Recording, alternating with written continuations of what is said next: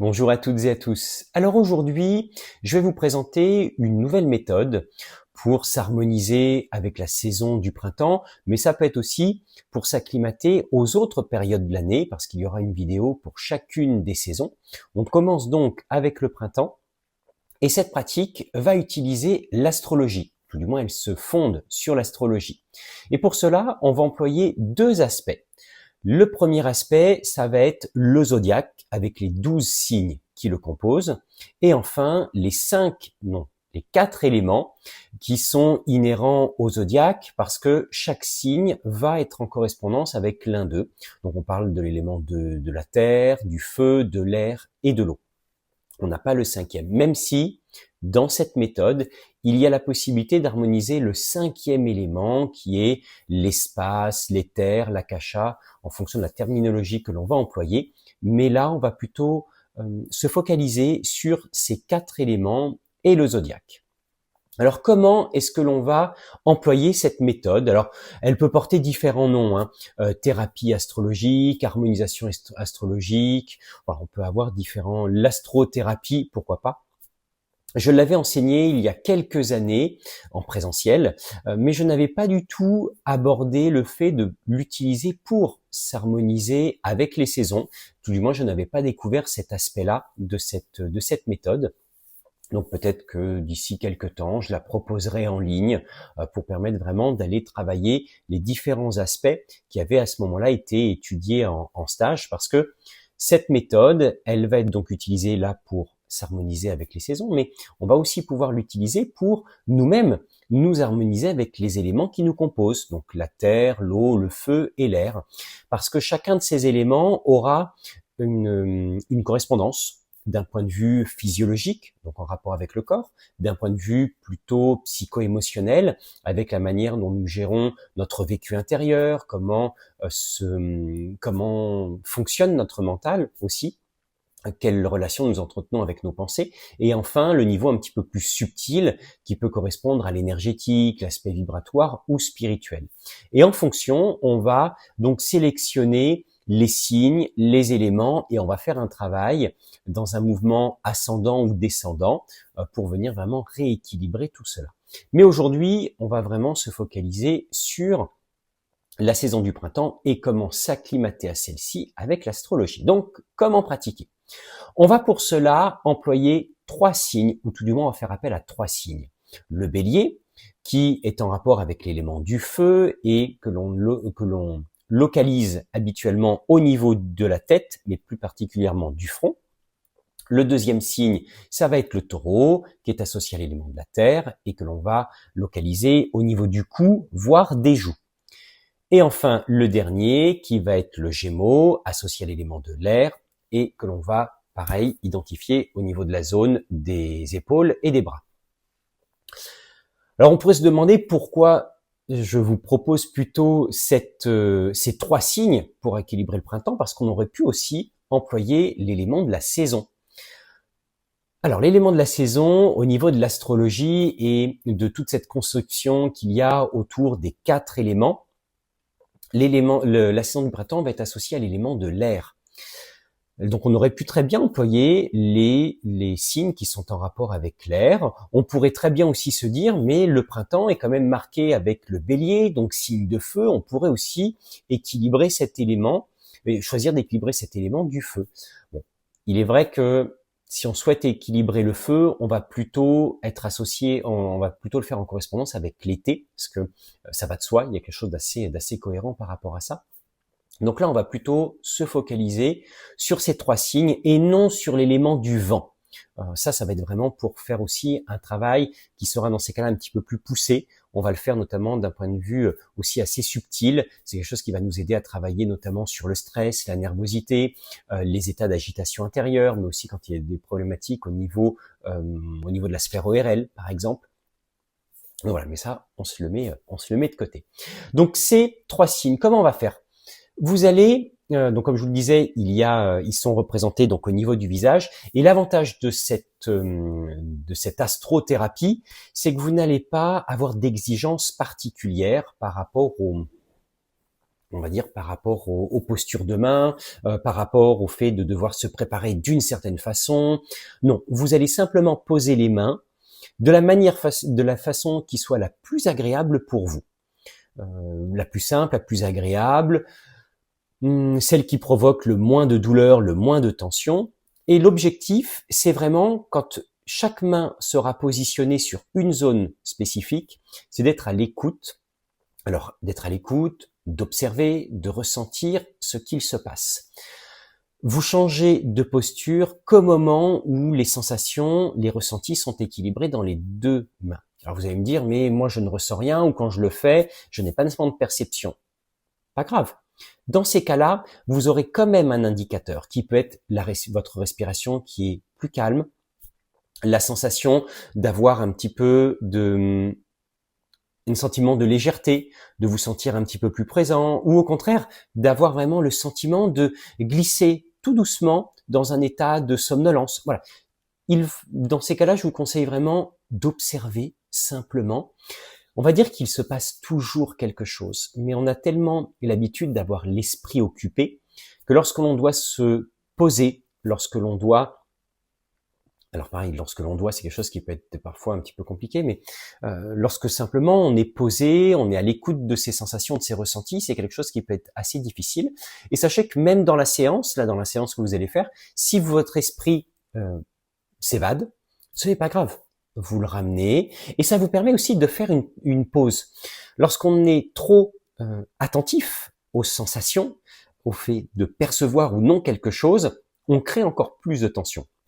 Donc ce qui peut être bien, c'est à ce moment-là de se laisser aller, de réfléchir à sa liste de courses, à ce qu'on va faire ce soir, etc. Et de revenir au niveau des sensations que vous allez avoir au niveau des mains.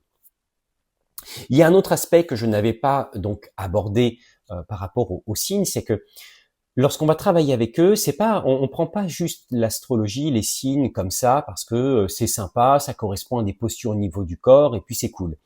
Non, c'est que derrière ça, il y a quand même une symbolique, il y a une correspondance.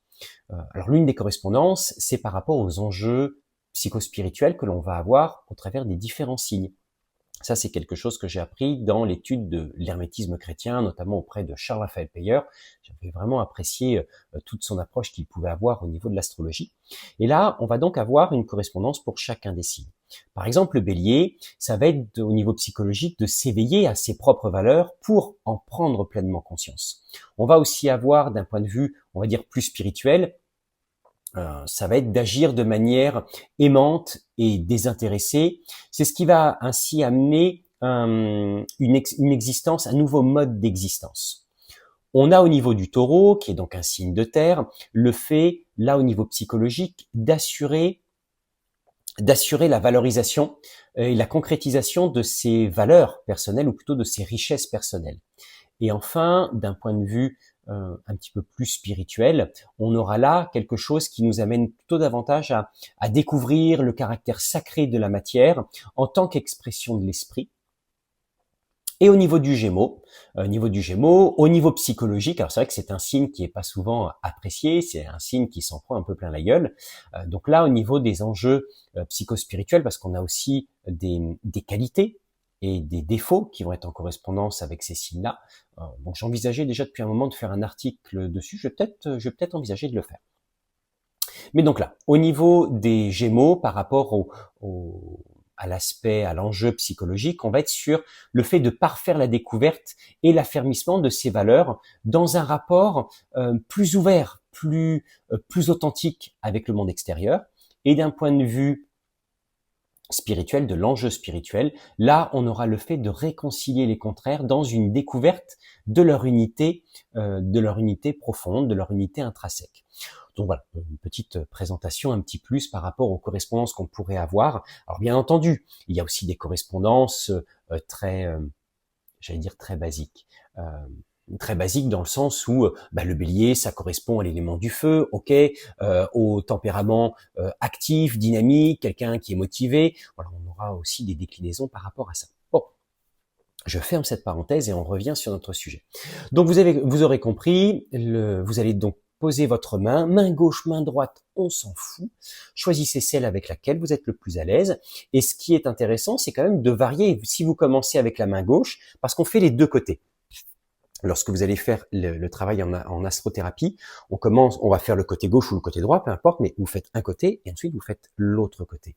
Et là, vous pouvez interchanger les mains si vous voulez, ou la première journée, vous commencez avec la main gauche, et le lendemain ou quelques jours après, vous faites avec la main droite. Vous essayez de voir.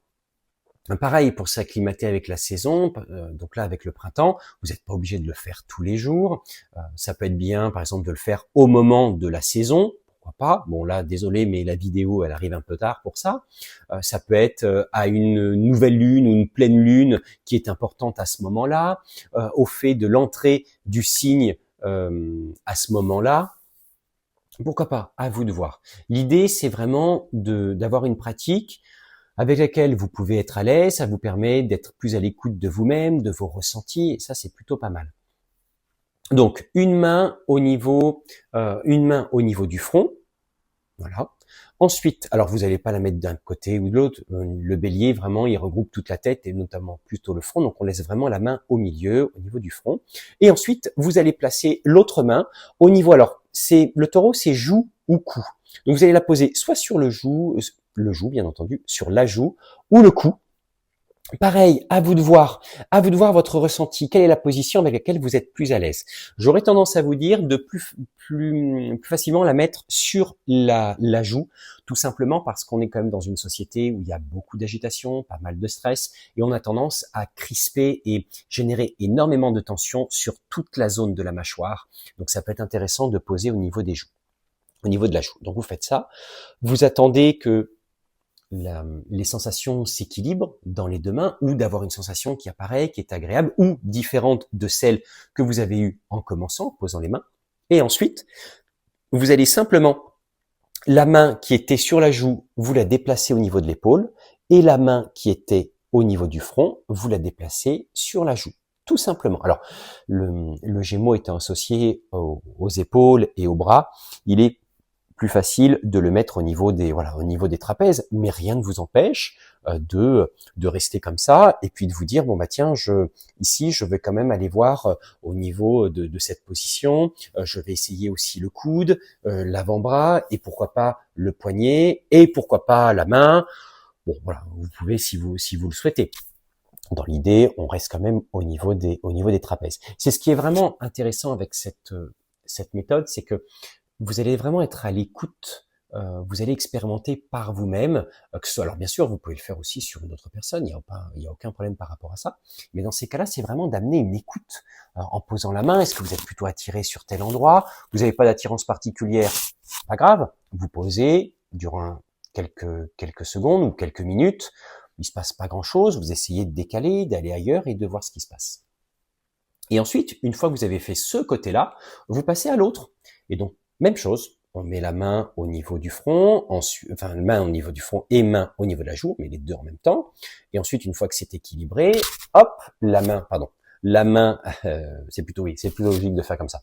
La main au niveau du front, vous l'amenez au niveau de l'épaule. Vous pouvez très bien aussi laisser la main qui était au niveau de la joue, de la laisser sur la joue, c'est pas un problème. De ce côté-là, vous avez vu, j'ai inversé. L'idée, c'est, on garde toujours un contact. Donc, si au niveau du front, vous aviez commencé avec la main gauche, vous étiez avec la main droite au niveau de la joue.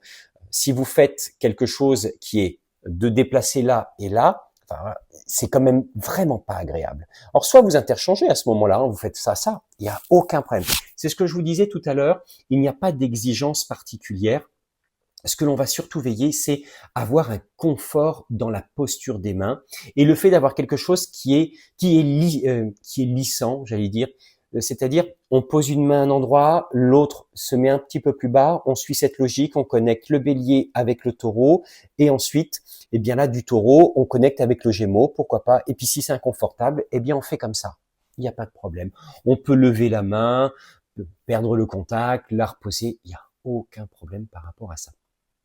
Vous pouvez le faire sans aucun problème. Donc voilà pour cette vidéo de présentation. Alors n'hésitez pas à laisser en commentaire si c'est une chose que vous avez déjà expérimenté, de peut-être associer l'astrologie avec la thérapie notamment. Et puis, si vous avez commencé à expérimenter chez vous, quels sont les ressentis, les sensations que vous avez pu développer. Donc, n'hésitez pas à les partager.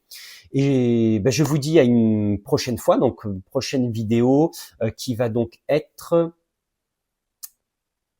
avril, ouais, on est au mois d'avril, donc fin avril, début mai, par rapport aux intersaisons. Et donc là, les différentes vidéos par rapport à ce sujet. Et au niveau de l'astrologie, il y aura donc là une vidéo qui sera proposée à chaque changement de saison. Donc là, on en aura une pour l'été, pour l'automne et pour l'hiver. Je vous souhaite une très bonne journée. Bye bye!